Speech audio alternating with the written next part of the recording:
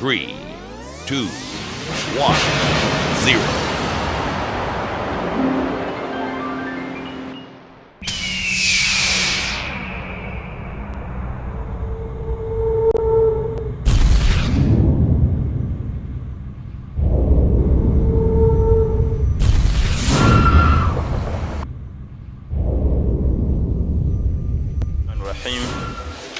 الحمد لله ثم الصلاة والسلام على أشرف الأنبياء والمرسلين أفضل الصلوات الله وسلامه وبركاته عليه أما بعد السلام عليكم ورحمة الله وبركاته.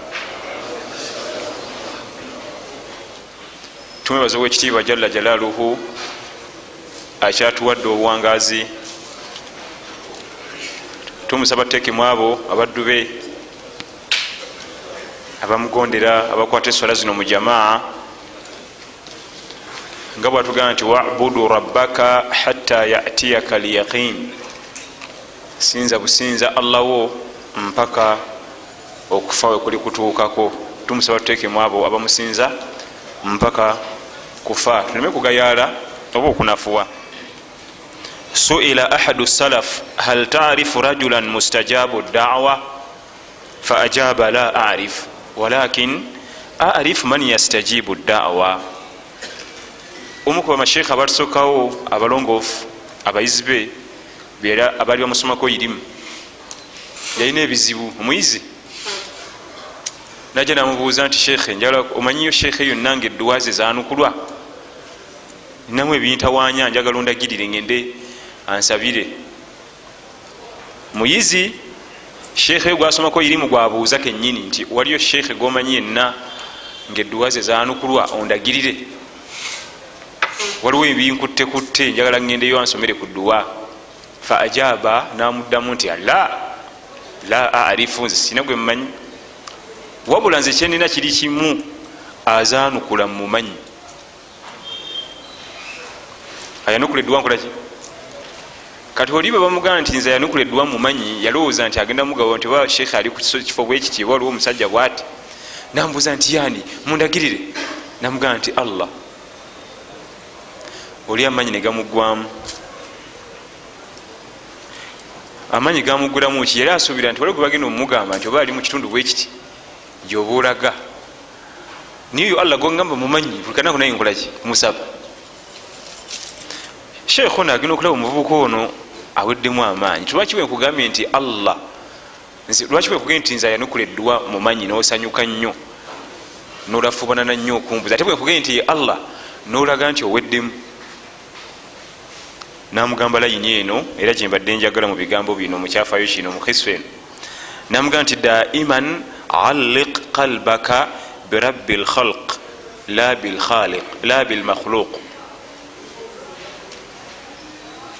Olubeerera omutima gwo, obulamu bwo byonna bisibeku oyo yakutonda, yatonda ebitonde. Weesigamire oyo, obwesigwa bwo bwonna buteeke mu oyo eyatonda ebitonde, so si kuteeka bwesigwa bwo mu bitonde. Layini eyo nkulu, era layini eyo bw'otagyegendereza oyinza okuserera nogwa mu shiriki. Era bannatawhidi batugamba nti olubeerera wegenderezanga nnyo kibayita edduwa, kubanga nyangu nnyo yakusula mu shiriki bw'otegendereza. Anti katono nnyo bwe kati oba weesigamidde ekirala, kantu katono nnyo bwe kati obwesigwa oba obutaddemu oyo omuwalimu. Abagagga abasinga obungi abatazze wano mu dalasa, bizinensi ze n'obugagga bwe abayo ne sheekhe we kwasibidde olukoba, yeyekka omusomera edduwa, era yalya sente ze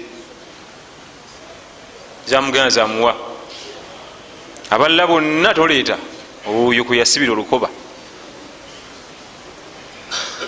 Edduwa ogyegenderezanga nnyo, kubanga otegendereza kantu katono nnyo obumaze okusala eddiiro nga osaba kirala, weesigamidde ekirala, obwesigwa obulina mu kirala. Waliwo ebyali bitinsa emabegakaawo naye simanyi gye byazikirira oba bikyaliyo, nga waliwo abakuŋŋaanya abantu ne basomera edduwa. Mu ddiini yaffe ey'obuisiraamu okkirizibwa okugamba muno nti nsomera ku dduwa nina ebinkutte naye si lubeerera nakutuuka kiteekawo nga yoyoyoyo gwe weesigamiddeko. okkirizibwa okulaba muno nga kusingako obunyiikivu mu ddiini,